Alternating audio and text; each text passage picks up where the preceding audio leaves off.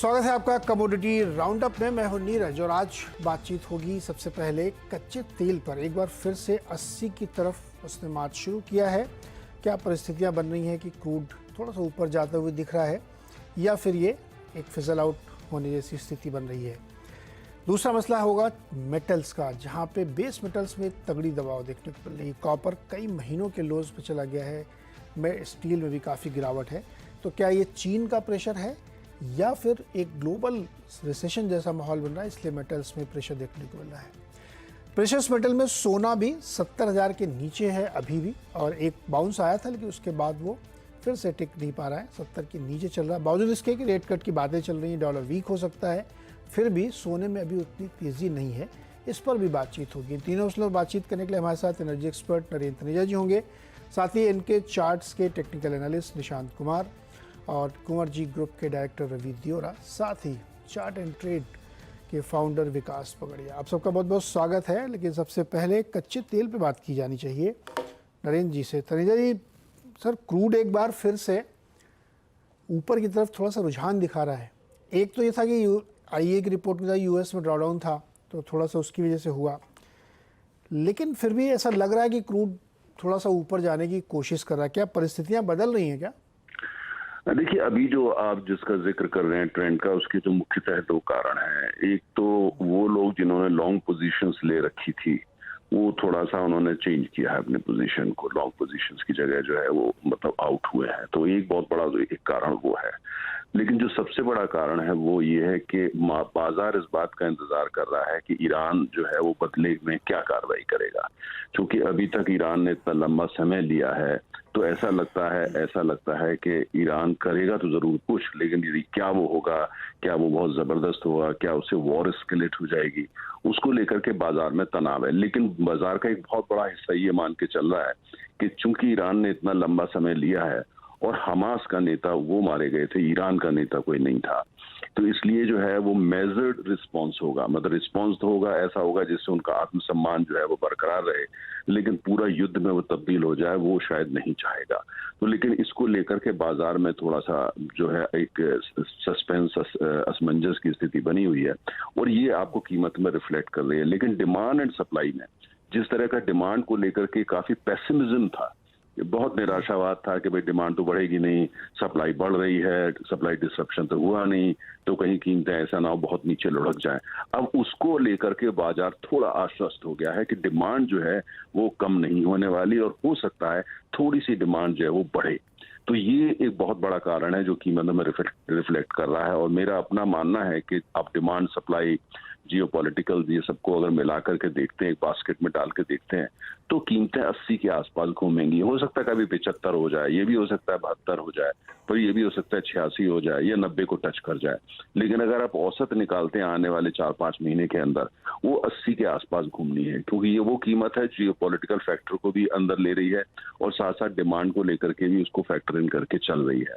अब कोई बहुत बड़ा ट्रिगर जियोपॉलिटिकल हो जाए, यूक्रेन में हो जाए, या ट्रंप साहब सत्ता में आ जाए, उससे कुछ तब्दीली हो जाए, या कहीं तैवान को लेकर के कोई बहुत बड़ा कुछ फसाद शुरू, ऐसा कुछ है तो वो अलग बात है। लेकिन अगर ऐसा नहीं होता है तो ये जो 80 के आसपास कीमत घूमेगी। 72, 75 हो जाए तो सेलिब्रेट ना करें, और 85 या 88 या 90 भी छू जाए तो बहुत ज्यादा घबरा नहीं। तो क्या तनिया ये एक्सपेक्ट करना चाहिए कि मामला थोड़ा ठंडा हो गया है खाड़ी में, और जो एक डर जैसा लग रहा है कि पता नहीं ईरान करेगा क्या करेगा, हो सकता ना भी करे, एक सेंसिबल तो यही होगा कि कुछ ना करे? नहीं, देखिए, ईरान की सबसे बड़ी जो उनकी क्या है कि ईरान की आर्थिक जो स्थिति है वो ठीक नहीं है, और जो नए राष्ट्रपति वहां से आए हैं, जिस हिसाब से उन्होंने जो पुराने विदेश मंत्री थे उनको वापस लेके आ गए वो सलाहकार के रूप में, और एक तरह से उनको उपाध्यक्ष टाइप का बना दिया है, तो कहीं ना कहीं वो संकेत ये दे रहे हैं कि वो लोगों से, दुनिया से बातचीत करना चाहते हैं। और दूसरी तरफ चीन का वहां इतना निवेश हुआ ईरान के अंदर, चीन कुल मिलाकर टोटल $430 बिलियन वहां इन्वेस्ट कर रहा है, जिसमें से 120 के आसपास कमिट होकर शुरू हो चुका है। रूस इस समय यूक्रेन में उलझा हुआ है, और ईरान रशिया को ड्रोन्स भी दे रहा है, एमिनिशन भी दे रहा है। रूस नहीं चाहता कि ईरान का ध्यान कहीं और बटे, और चाइना तो पैसे के पीछे चलता है। चाइना का यह है कि उनका इन्वेस्टमेंट नहीं खराब होना चाहिए और ध्यान भी नहीं बढ़ना चाहिए। तो ईरान अपने आप कोई बहुत बड़ा कदम उठा लेगा जिसमें अमेरिका उलझ जाए, वो ऐसा नजर आता नहीं है कि वो एफोर्ड नहीं कर सकता। इसलिए ये कि जवाब तो उनको देना पड़ेगा, जवाब तो वो देंगे, किसी भी दिन दे सकते हैं, हो सकता है आज ही दे दें, लेकिन वो एस्केलेट हो जाएगा पूरे युद्ध में, ऐसा लगता नहीं है। इधर बाइडेन साहब ने बिल्कुल क्लियर कर दिया है इजराइल को कि भाई अभी तो 6 महीने वही राष्ट्रपति हैं, तो आप युद्ध के बारे में ना सोचें, बाद में क्या होगा वो ट्रम्प साहब संभालें। तो इसलिए मुझे लगता है कि कुल मिला के जो है जियोपॉलिटिकल फिलहाल स्थिति अंडर कम, लेकिन हमको ये ध्यान नीरज रखना पड़ेगा कि मिडिल ईस्ट की स्थिति आज ये है कि चारों तरफ बारूद फैला हुआ है, हर एक की कोशिश है बारूद में जो है वो चिंगारी ना डालें, लेकिन अगर दुर्घटना एक्सीडेंट से कोई चिंगारी डल जाती है और एस्केलेट हो जाता है, वो उसको एकदम आप नजरअंदाज नहीं कर सकते, क्योंकि जहां बारूद होता है और तमाम सारी चिंगारियां आसमान में घूम रही होती हैं, दुर्घटना की भी संभावना बनी रहती है। तो अगर उसको हटा दें आप, तो मुझे लगता है कि कोई ज्यादा परेशानी की बात नहीं है। अब आजकल तो आप देखिए ना सर, पूरी दुनिया में चिंगारी लगा ही रहे हैं लोग, बिल्कुल अगल बगल सब तरफ, तो ये तो एक खतरा बहुत बना हुआ है। तो अगर जी ये वाला सिचुएशन थोड़ी अलग हटाएं, अगर हम प्योर डिमांड पे आए तो डिमांड भी हमको लगता है काफी सप्रेस है, खासतौर पे चाइना की ओर से। नहीं देखिए, चाइना तो बहुत बड़ा बाजार है तेल का, और आपको पता है दुनिया का सबसे बड़ा खरीदार भी चाइना होता है, लेकिन अभी चाइना से डिमांड बढ़ेगी ऐसा नहीं लगता, और बाजार कहीं ना कहीं उसको फैक्टर इन कर लिया है।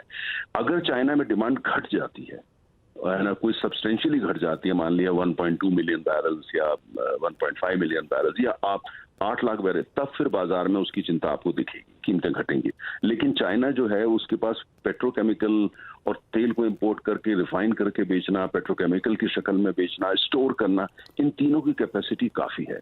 तो चाइना कोई बाजार को या दुनिया को ये मैसेज नहीं देगा क्योंकि तेल की डिमांड कम हो गई, अर्थात चीनी अर्थव्यवस्था जो है वो बहुत ज्यादा परेशानी है, तो चाहे वो उठा करके अपने स्टोर में तेल को रख ले या वो पेटकेम बना करके उसको स्टोर कर लेगा, लेकिन चाइना इस बात का बड़ा ध्यान रखेगा कि गलत मैसेज दुनिया में ना चला जाए। तो मुझे अभी उसको लेकर बहुत चिंता नहीं है। हालांकि चीनी अर्थव्यवस्था जो है वो कहीं ज्यादा परेशानी में है जितना कि बाजार आंक रहा है। जी, सच ढूंढना ही बड़ा मुश्किल काम है क्रूड के बारे में, क्या सच्चाई क्या होगी। सर बहुत बहुत शुक्रिया जानकारी देने के लिए। अब चलते हैं रवि के पास और विकास के पास। रवि जी, पहले तो आप बताइए सर, क्या लग रहा है क्रूड में, डोमेस्टिक मार्केट में ट्रेडर्स को क्या करना चाहिए? लॉन्ग शॉर्ट में कुछ है बढ़िया ट्रेड? जब से आपने जो डिस्कशन किया वही स्थिति अभी क्रूड में बनी हुई है, क्योंकि प्राइसेस में थोड़े फंडामेंटल इंप्रूव हुए, बट प्राइसेस ने रिएक्शन भी 6100 से 6400 तक ले लिया है।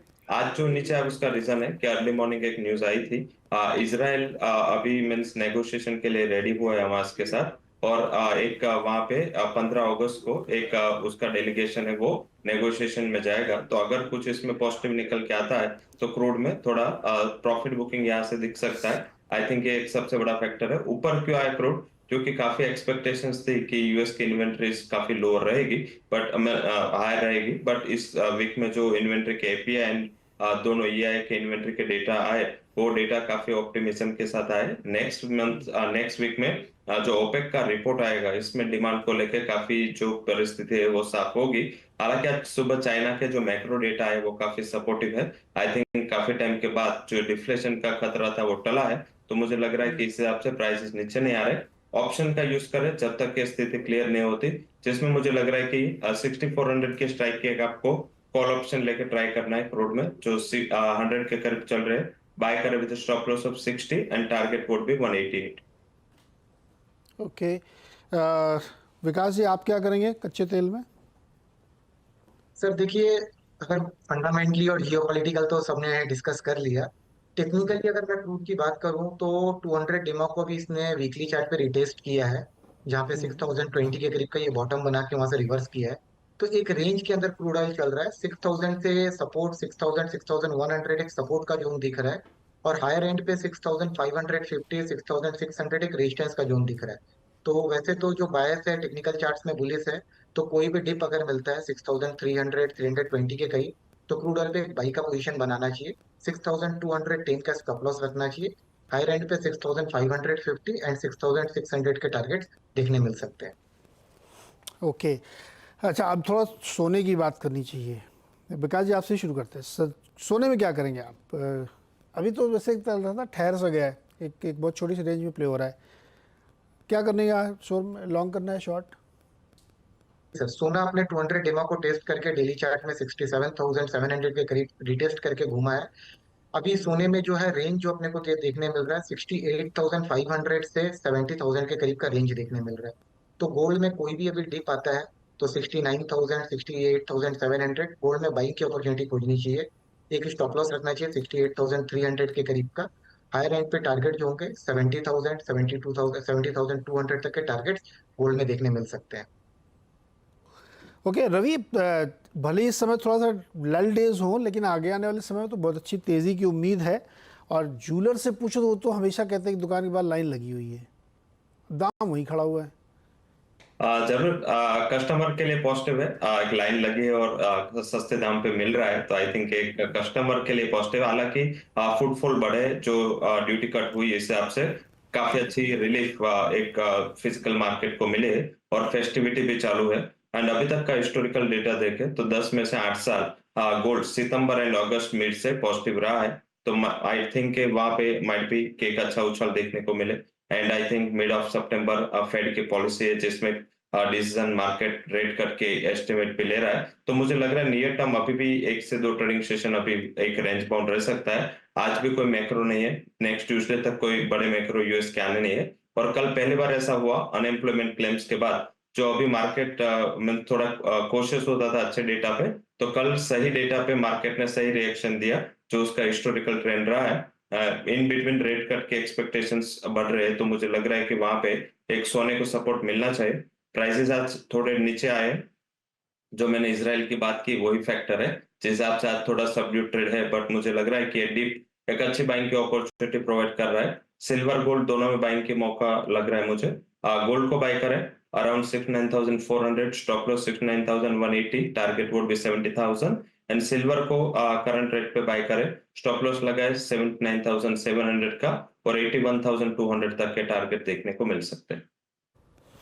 ओके, सोने चांदी और कच्चे तेल पे ये है राय, ज़्यादातर राय खरीदारी की तरफ है। छोटा सा एक ब्रेक लेंगे, इसके बाद बेस मेटल्स पे थोड़ी चर्चा करते हैं कि कॉपर एल्युमिनियम वगैरह में क्या चल रहा है ब्रेक के बाद। एक बार फिर से आपका कमोडिटी राउंडअप में, और अब बात करेंगे मेटल्स की, जहाँ पे काफ़ी नरमी देखने को मिल रही है। चाहे वो कॉपर हो, टिन हो, जिंक हो, ये सारे 5 से 6 महीने के निचले स्तरों पर चल रहे हैं। लेकिन केवल 1 महीने का प्राइस अपडेट अगर आपको मैं बताऊँ तो कॉपर में 13-14% की नरमी आ चुकी है, स्टील 11% गिर चुका है, iron ore 9%, lead 8%, aluminium 7%, tin 12%, zinc 9%। इस तरह की वीकनेस देखने को मिल रही। एक समय से अभी तक कुछ महीने पहले कॉपर न्यू हाइस की तरफ जाता हुआ दिख रहा था। क्या वजह है इन नरमी की और क्यों लगातार नीचे आ रहे हैं, इस पर बातचीत करते हैं। हमारे साथ हैं इनके चार्ट के निशांत कुमार। निशांत जी नमस्कार, और ये बताइए ये इतनी नरमी क्यों आ रही है कॉपर में? Good afternoon Neeraj ji. अगर हम बात करें मई से अभी तक काफी करेक्शन देखने को मिली है। जैसे आपने भी बताया कि काफी डिक्लाइन आया 15 से 20% अक्रॉस द बोर्ड। मगर उससे पहले अगर हम 1 साल पहले की बात करें तो सब मेटल्स में बहुत अच्छी तेजी आई थी। तो हम अप्रैल मई के महीने तक काफी ओवरबॉट लेवल्स में पहुंच गए थे। तो अगर हम चार्ट्स पे देखें तो काफी ओवरबॉट जोन में थे सारे बेस मेटल्स। तो थोड़ा सा पुल बैक नेचुरल था, बट हाँ उसमें काफी थोड़ा ज्यादा डिक्लाइन देखने को मिला है। तो वो थोड़ा चिंता की बात रही है इन्वेस्टर्स के लिए, ट्रेडर्स के लिए भी। तो मेरा मानना है थोड़ा सा चाइना से नेगेटिव न्यूज आ रही थी या इतनी पॉजिटिव न्यूज नहीं थी, उसका भी बेस मेटल्स के ऊपर थोड़ा इम्पैक्ट हुआ है। तो अक्रॉस द बोर्ड इसमें अच्छा न्यूज नहीं आ रही थी फ्रॉम द वर्ल्ड। तो बेस मेटल्स थोड़ा सा करेक्शन जो हमने तेजी पहले बनती देखी थी, चाइना में पॉलिसी डिसीजन थोड़े फेवरेबल हो रहे थे, रेट थोड़े रिड्यूस हो रहे थे, उसकी वजह से सपोर्ट मिल रहा था। बट वो मार्केट ने डाइजेस्ट किया और फिर थोड़ा सा पुल बैक देखने को मिला है। बट अभी अगर अभी की हम बात करें तो अच्छे लेवल्स हैं यहाँ पे मार्केट में, अच्छा सेटअप बन रहा है इधर। तो एक बॉटम इस्टेब्लिश हो रहा है इन सब मेटल्स में। थोड़ा सा कंसोलिडेशन फेज है, बट मेरे ख्याल से द वर्स्ट इज ओवर। अच्छा, फंडामेंटल रीज़न में मुझे ये भी समझना आपसे कि क्या जो रेट कट की संभावनाएं बन रही यूएस में, उसका कोई असर होगा? नीरज जी बिल्कुल पॉसिबल है। 25 बेसिस पॉइंट्स हो सकते हैं सितंबर FOMC में। तो एक वहां से भी मेटल्स को सहारा मिलने का चांसेस है। दूसरा जो मैं देखता हूँ, जापान के सेंट्रल बैंक ने जैसा एक्ट किया, रेट बढ़ाने की बातें हो रही हैं जापान में अब काफी सालों बाद, उससे डॉलर इंडेक्स में थोड़ी सी वीकनेस आती हुई दिख रही है। तो एक तरफ यूएस घटाने की बात कर रहा है और दूसरी तरफ जापान बढ़ाने की बात कर रहा है। तो उससे डॉलर इंडेक्स पे प्रेशर आने की बिल्कुल संभावना है, और अगर डॉलर इंडेक्स वीक होता है तो आप उससे मेटल्स को अच्छा सपोर्ट मिलेगा। निशान जी बहुत बहुत शुक्रिया जुड़ने के लिए और ये बताने के लिए। रवि और विकास जी, रवि जी बताइए भाई, कॉपर में आपकी टॉप ट्रेड क्या है इसमें?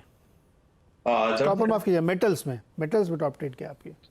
जरूर से आई थिंक पर्टिकुलर जो आप बात कर रहे थे एंड फंडामेंटल का एक और फैक्टर होगा नेक्स्ट वीक में चाइना के industrial production and retail sales के नंबर आने, ऑप्टिमिज्म वहां से है क्योंकि काफी अच्छे डेटा आने की उम्मीद है।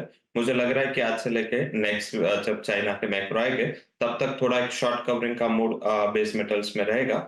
मुझे लग रहा है कि वैसे जो करेक्शन था या करेक्टिव मोड था वो शायद ऑलमोस्ट खत्म हो चुका है और शायद मार्केट सितंबर तक वेट भी नहीं करेगा। पॉलिसी आने के बाद मींस के वहां पे ट्रेड बने। मुझे लग रहा है कि प्राइसेस अपने बॉटम के काफी करीब है, तो एक्यूमुलेशन करना चाहिए। चाइना ड्रिवन फंडामेंटल पे ही मुझे लग रहा है कि आगे थोड़ा शॉर्ट कवरिंग आ सकता है। तो चाइना ड्रिवन फंडामेंटल पे दो बेस मेटल आपने पहले कॉपर जो पॉइंट आउट किया था वही मेरी टॉप पिक रहेगी।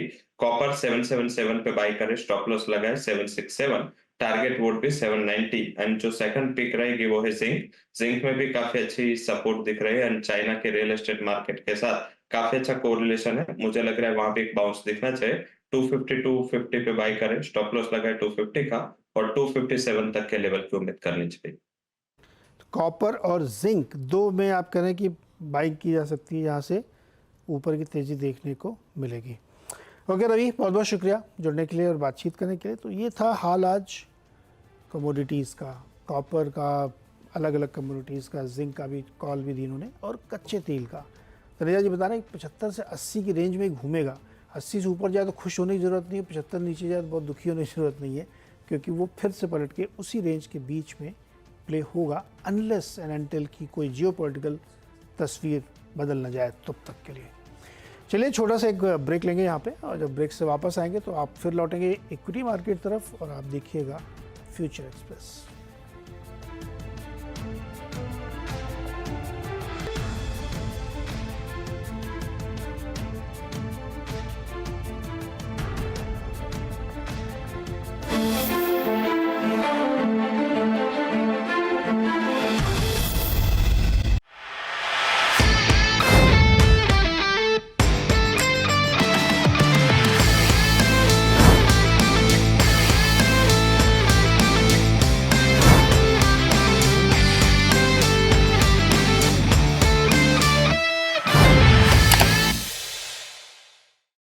बता दें कि मनी कंट्रोल पर दिए गए विचार एक्सपर्ट्स के अपने निजी विचार होते हैं।